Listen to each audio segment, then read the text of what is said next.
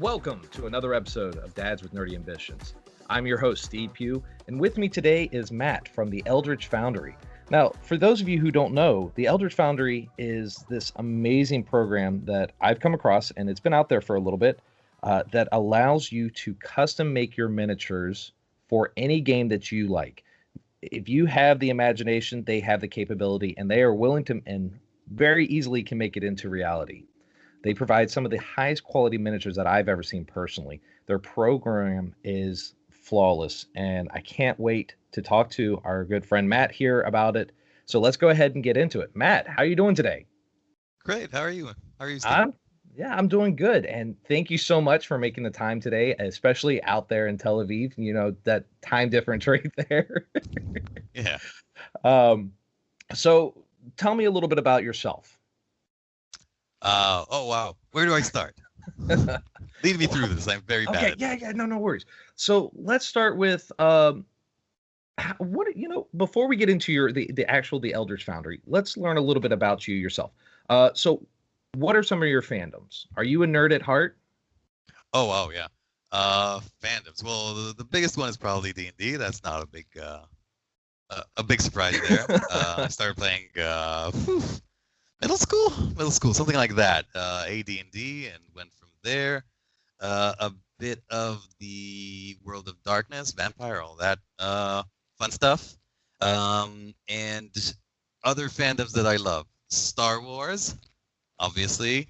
I was a huge fan of Game of Thrones up until the show ruined all of that for me. Just all of it. I was going to ask you, I was like, how did you feel about the last season? Most people go, we don't talk about it. I watched 3 episodes, and after the 3rd episode, I said, you know what? My heart can't take this anymore. I'm out. And I never watched the end of the season. I just gave up completely.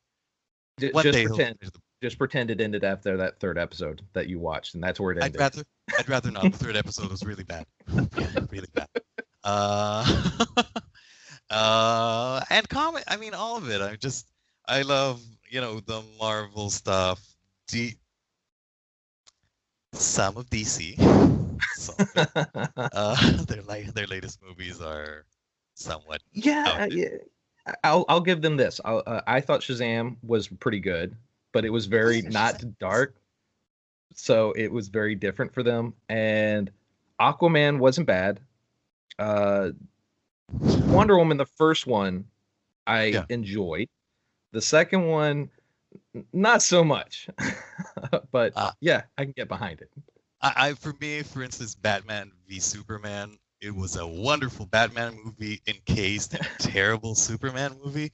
And for me, Ben Affleck is the best Batman, and that's a hill I'm going to die on. Are you? I am absolutely willing to die on that hill. Are you willing to give the new guy a shot? Our good friend from Twilight. Are you going to give him any? Have you seen the trailer yet? I saw it. I have long since given up on saying this guy will be terrible or that dude will be horrible. I give him a shot. Worst case scenario, he's bad, and I don't like the movie, and I move on with my life. I had high hopes for Jared Leto, and that didn't quite turn out. Yeah, well. that went. That was just. I'm hoping James Gunn does the next Suicide Squad movie. I think it looks good because he has like 8 characters in it, and he says don't get emotionally attached. So I'm stoked. Sure, the polka dot dude, whatever his name. So that's one of the things. I have fallen in love with The Expanse, both the series and the books. They're amazing. And all sorts of things. I mean, I geek out over everything. Critical Role, what have you. Yeah, all of those things. So yeah, I get excited about all sorts of things. That's awesome. It's good. And so here's the thing that I when you told me you were in Tel Aviv, which was really it shocked me, and it's not often that I get shocked about stuff, and I enjoyed it because it showed even my ignorance in nerd culture. Because when I think about nerdoms, I think about the United States. We have all our huge Comic Cons and stuff like that. half the movies are about here. They're about New York City and stuff like that. I know of Games Workshop, which is based out in the UK. So the UK and Ireland are very known for their things. I think of New Zealand and Australia. You got Narnia, you got Hercules, you got Xena, you have Middle Earth. Never once in my mind did I ever think Israel and nerd fandoms, and that's cool. I love that. That's awesome, and it just proves the point that this is a culture that is quite literally all over the world. And I thank you for that. For like that shock. I love that. I like that idea. And the company, you and your coworkers, you're all out of Tel Aviv area, or one of your guys has moved to Amsterdam. You're saying something like that. Yeah. Or are you guys completely all over the world? We're pretty much right now, since the COVID debacle, pandemic, call it what you will. We're pretty much all over the world. We have our customer support is in the US, and they will murder me. I do not recall their exact location. They recently moved. So that's not fair. But yeah, we're in Amsterdam, we're in Tel Aviv, we're in the US. Our production is in China. Our logistical center is in Seattle. The world is our oyster. That's awesome. That's cool. And it just shows you how technology is now, that you can collaborate with people all over. You're not mitigated to one singular area to do your stuff. Just like when you're selling your things, it's, you can sell internationally, and that's very, very neat as well. So what made you pursue this kind of expedition? What made you say, I want to make miniatures? Oh, okay, that's easy. So it's like this. I am an economist by training, and I worked as a data scientist for a while. And while I was working my last job as a data scientist, my partner, Yasaf, dragged me kicking and screaming back into D&D, which I hadn't played since I got racked. And since I hated my job so much, oh God, I sort of looked into anything I could do that would make sense, that would let me go pursue something that I love and enjoy doing, and would make me want to go to work day in, day out. And we sort of stumbled across this idea that the custom miniature space, especially in D&D, has room to grow and has a need for a company that does custom miniatures in a strong relationship with the community. So that's pretty much where it started. That's awesome. And I looked through the website, and I had fun. I'm not even gonna lie. Me and my oldest son, we probably built like 4 or 5 miniatures just sitting here like, all right, what are we going to do for this one? Like, all right, we're going to do this, we're going to do this. And what I really liked about is not only do you have your typical races, but you've given them a colorful name, and you've even given them some back history. So you went and almost did that Dungeons and Dragons thing. Instead of you just saying, hey, here is an orc. Well, you have a background history of this race. You expanded on the lore that is these creatures, and that's really neat. That's unique. What made you guys decide to do that? Well, for 2 reasons. One is we kind of, when we started out, so the simpler reason is that we wanted everything to have, we wanted our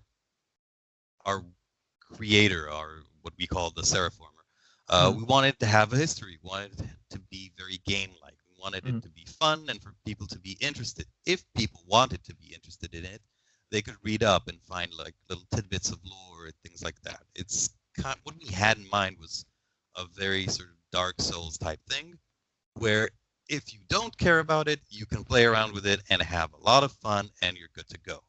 But if you are interested in it and wonder why we call something that name or another, then you can go back and sort of read through the history and read through the story and sort of find your own world. Further down the line, we would like to be able to do something with all the world we've written. And by we, I mean Patrick Stewart, not that one. who is a wonderful, wonderful writer for D&D and all sorts of things like that, and I highly recommend his work. He Okay. is both dark and funny, and exactly the sort of the mindset we have. I mean, we have like, I don't know, 400 or 500 pages of lore written that I have no idea if we'll ever publish all of it.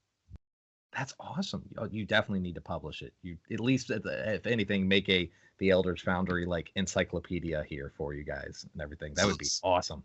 So we do actually have something on World Anvil, which we are working on a partnership with, and you can read up on all sorts of stuff there. So that's if you want to cool. go, Yeah, definitely. Yeah, look for it on World Anvil. That's awesome. So you guys have definitely set this path for you, and going through your site, you definitely have this three-dimensional art. You offer so many services when creating the miniature. Now we live in this world of 3D printers, where everybody can get one at a financially adequate price, and I know you guys do offer them, the STLs. How do you consider, because we live in this world of where everybody has a printer, do you consider them competition, or do you feel like this is something that should be open to everybody and you like the idea of collaborating? Well, initially when we started out, actually our idea when we started out, how we pitched this, was that we wanted to have a printer in every local gaming store across the US, and have sort of a printer and the integrated service in the printer, so you could just print on demand in the store. Yeah, that didn't. So when we started out, the fastest printers out there took something like 6 hours to print a single mini, and this is still true today. It's kind of a nightmare to set it up for print. You gotta put supports on there. You gotta tilt it just right. It sometimes you gotta make fails. everybody train. Yeah, that's a lot to do. And it smells a bit, and it's kind of big. It does smell. The printing process. Now there are like good resins that smell much less. But still. So that sort of fell through. I really want to be able, because to be honest, production is a nightmare. I would rather not do that. I would much rather be able to give people just the design and they can print it on their own. And actually sort of think about it like this. I mean, 3D printing is an amazing thing. It's this like not teleporter. What's the replicator thing from Star Trek? Yeah. It's like a replicator, just slow, and it takes a while, and it's kind of messy. And this amazing technology has this thing where people don't actually know what to do with it. It's reached this sort of thing where we've gone through the hype cycle. We're stuck at a place where everybody looks at it and says, all right, awesome. What can we actually do with this thing? And that's where our platform comes into motion. So anybody can sort of design his own thing without knowing how to design things. Because if you wanted to design something from scratch, you'd need to learn Blender or Maya or what have you, and it's a long process, and even then you probably not be very good at it. I mean, I've been in this for 2 years plus, and I can sort of handle myself in Maya, but I can make a Taurus. There you go. You know what? You got better skills than me. I have a good friend. He does a lot of 3D printing. He makes all this stuff. He actually made me a Mandalorian helmet, like completely customized based off of like a Rancor. And he's eventually going to get back to the armor and doing everything else for me, and I got to hound him for it. But I know he's been, yeah, it's so cool. He has those skills. I don't. I draw up stuff and I say, "Go, make me this," and he looks at me and goes, "All right." I buy him lots of beer and stuff like that, you know. It's fair. I mean, I have a small printer here. So this is my attic. That's why everything is so white and has nothing in it. My wife has exiled me up here. I'm in the basement, so at least you're up where there's some sunlight. Sure, let's go with that. Sure. So I have my printer here. So everybody sort of asks me to print things for them. And sometimes I even do that. There you go. Look at you. Um, so obviously what your plan was for your business and how you initially sold it to where you are now is night and day difference, or at least it's a larger difference. Yeah. Based on where you are now to where you see yourself going, what are the changes what are your goals for the future for the Eldritch Foundry? Well, our goal for this year is essentially we have two goals for this year. The first one is we want to become the mainline competitor. We want everybody to know our name. It's pretty clear that we will not be the biggest dog in the pound, as it were, this year. But I would really like to be the Avis to somebody else's Hertz, and I want everybody to know our name. And one of the things that we really want to have is sort of a service that everybody knows is good, that everybody knows works harder for you, everybody knows will take the extra step to make sure that everybody is happy and gets what they want and is responsive. So that's sort of our short-term goal. Longer term, we have some plans on how to further differentiate ourselves and also add services that are currently unavailable to anybody. Okay. I can't quite speak on that. That's okay. No, that's all right. Because it's a partnership that we're working on, and it's not quite a done deal yet. But I hope that by the end of this year, we will have a few things that will come as a nice surprise for everybody. Well, you know what? As a constant player in the miniatures games, I'm actually very, very excited. I can't wait to see what you guys have. And I've seen your miniatures. I don't personally have any, however, I have been making them. But I have other 3D printed miniatures. I have compared them to friends who have done yours. Actually, as soon as I mentioned to several of my friends that we would be talking, they went immediately to check you guys out and ordered at least 4 or 5 miniatures. And good choice. The quality that I've seen, just even from the shipping itself, the little boxes that you send them with and everything, I like that. That's cool. That's you're already putting that initial difference that it's not just something you're selling to somebody, but this is, hey, we know this means something to you. This is important. We want you to know we care about your stuff as much as you do. I like that. I respect that. The quality in your miniatures, the resin it's made with, it's very neat. It's very definitely it's a good quality, and if there is any issues, it doesn't take a lot of just a little bit of hot water just to fix any bends. I've seen that. I've had that happen with even companies like Games Workshop, where their resin miniatures stuff bends, and the fact that your stuff is a high quality that I can compare it to Games Workshop miniatures, especially as newer of a company as you are, and this is somebody that's been around since 1987. The fact that you're showing that kind of quality is remarkable, and I commend you on it. Your prices, I will say, even at the STL prices, what you're charging, and your prices for your miniature, they're very competitive, and I don't feel like I'm overpaying, and I don't feel like I'm getting something of a cheaper quality. Looking at your website style, like I said, I spent, even before doing this recording, my son and I spent probably about 30 minutes. We made 4 different characters, and we messed around with the faces. You make it very easy to do your program, and it's very, very user friendly for my 9-year-old son, to do something. So if a 9-year-old kid can do this, I think you set it up into a way that it's very competitive and very productive. Like I said, I think you have I may be off on my numbers here. I think you have 16 races on there?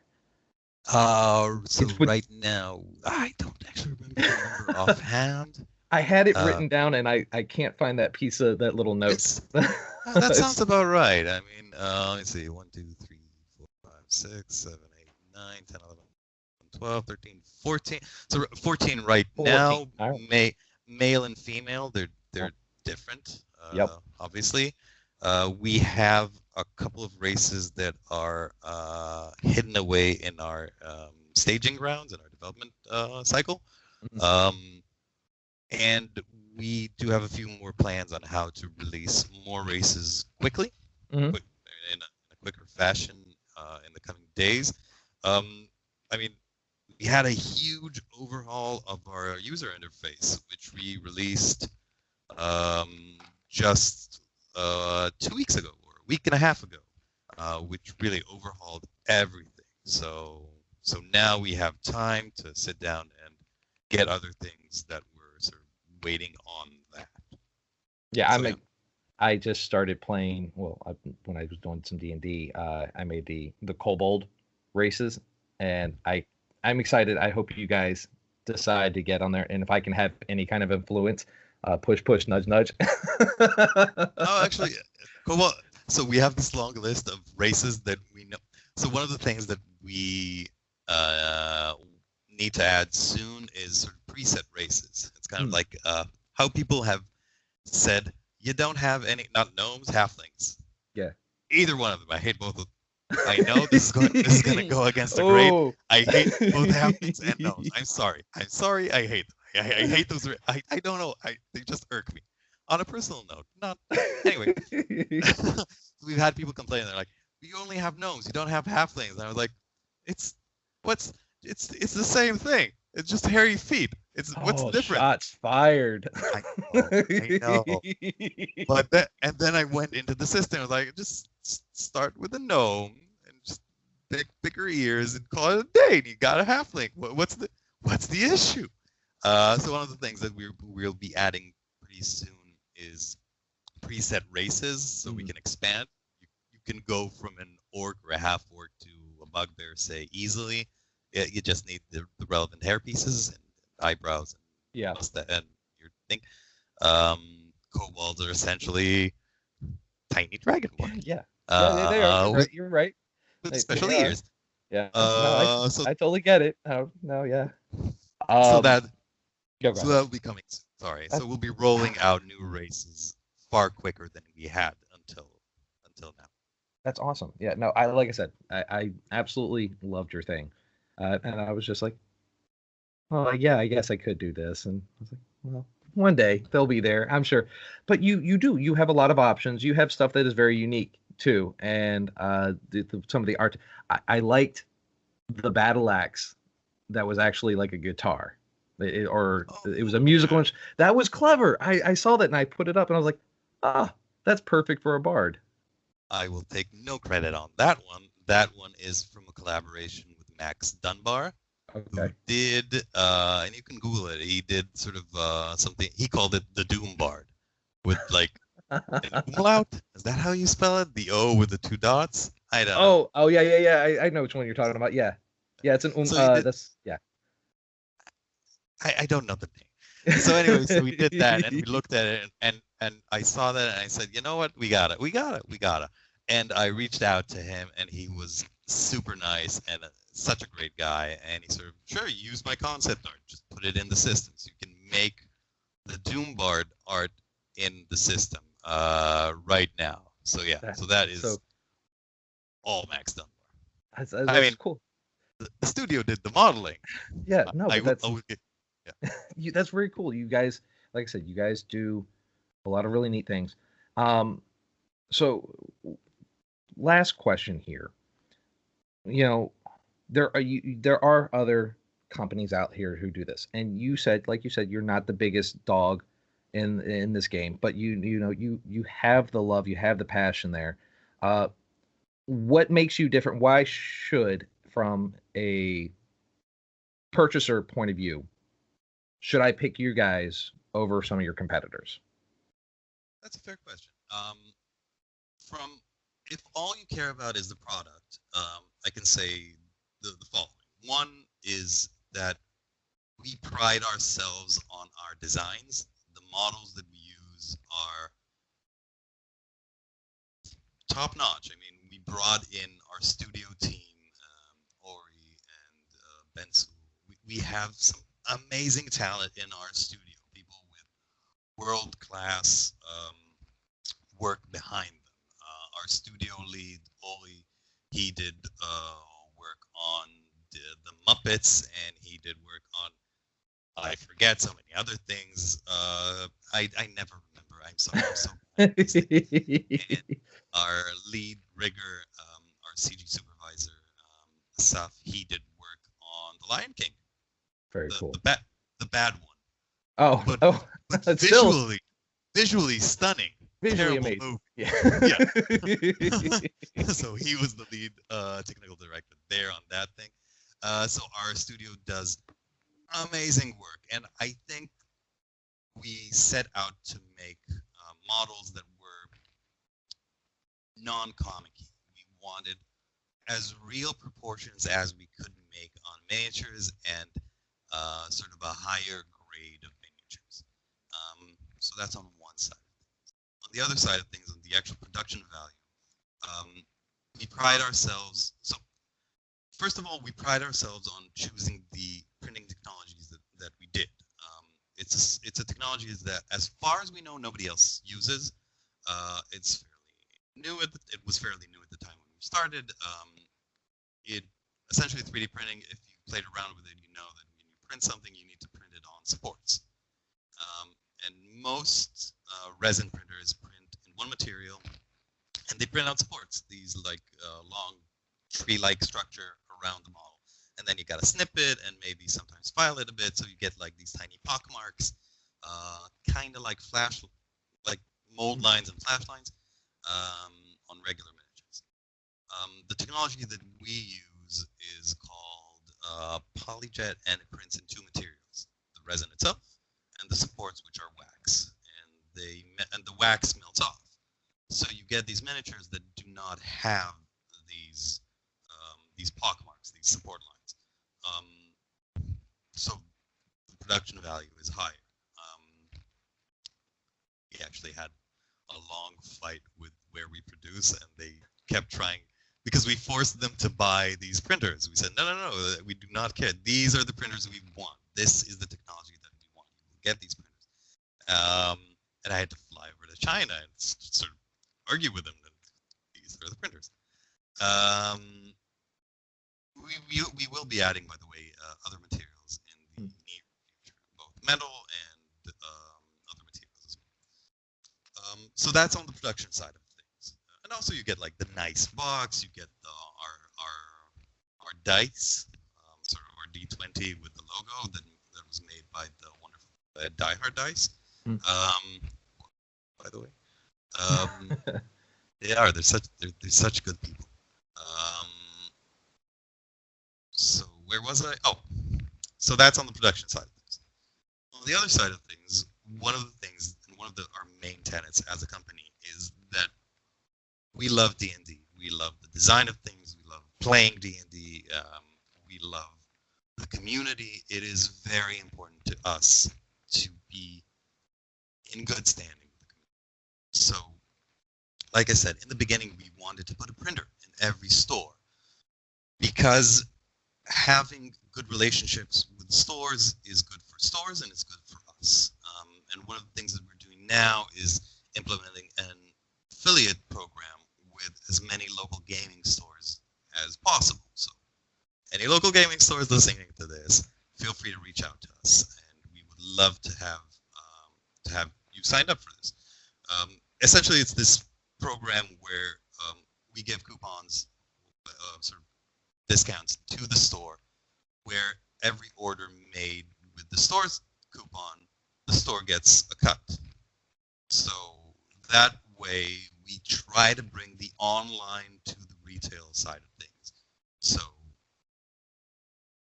stores don't feel left out of the online world. That's very commendable. Very good. So that's sort of on the good side of things. And finally, I mean, on our side of things, I don't, I'm not going to comment on anybody else. On our side of things, we are absolute nerds and we love this community. we play every day. I mean, I had just today, we had this big fight over the new Gothic Unearthed Arcana races, and an absolute near brawl over over which one is overpowered, underpowered, or just right. And it's our culture. It's what we love. And we even sort of shanghaied all the guys from the studio who did not play before coming to work with us. Have now since made characters, and there's like we have our own campaign in the studio, and just everybody loves it. So yeah, so we try. That's awesome. I'm not gonna lie, I'm a little jealous about that. I wish I could get my facility to actually say, hey, let's all meet up and play some Dungeons and Dragons afterwards. That's kind of a blast. Which is great because it's the one thing I always try to say. We're living now, and I feel like this, and definitely I think you can adhere to this, that golden age of nerdom, where it's just everything is very easily available. It's very accepted is the best way to put it, comparatively to back when we were much younger, and it's night and day difference. Even for my son, he's like, wow, we go talk about Dungeons and Dragons, and I'm like, when I was a kid, I would have gotten made fun of so bad. I was the kid who loved dinosaurs, and I was thought the weird one. But I also lived in Virginia, which is a very southern state, and I'm like the only person in the South that doesn't have an accent, so they're all like, you talk funny. Fair enough. I remember playing in the basement. I mean, we couldn't know, but if anybody asked us what we were doing, we couldn't even explain what we were doing.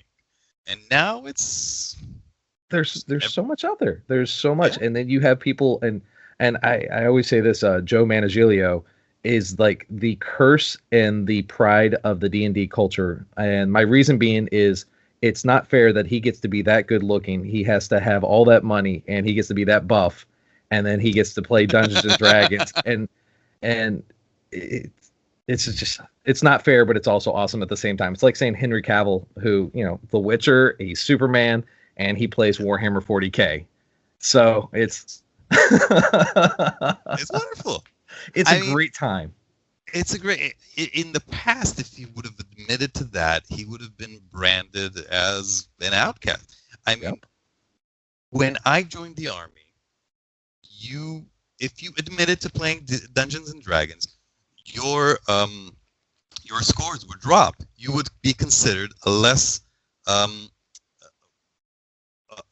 qualified candidate for the army service, and that has been since fixed. But at the time, that was a thing. If you admitted that, you were considered weird. And that's crazy. That's nuts. I didn't know that. Wow. Yeah. That's awesome. Matt, thank you so much for being on the show. Do you have any last words that you would like to say before we wrap this up? No, check out our new UI. It's amazing. I love it. Order stuff. That's that's the perfect way to end it right there. That's just upfront. Buy things. Yep, I'm all about that life. All right. So let's go ahead and wrap this up then. As always, please like, subscribe, and follow us wherever you listen to podcasts. And if you are listening to us on Audible or Apple, please remember to rate and review. We're on Instagram and Facebook, so please like and follow us at DNA Pod, and at Twitter at NerdDNA Pod. And the eventual time when I decide to actually get on Twitch, please come and watch us play or play with us. Follow us at Nerd DNA Podcast. And as always, I'm Steve, and with me tonight is Matt. Matt, thank you so much. Thank you for having me. All right. Good night, everybody.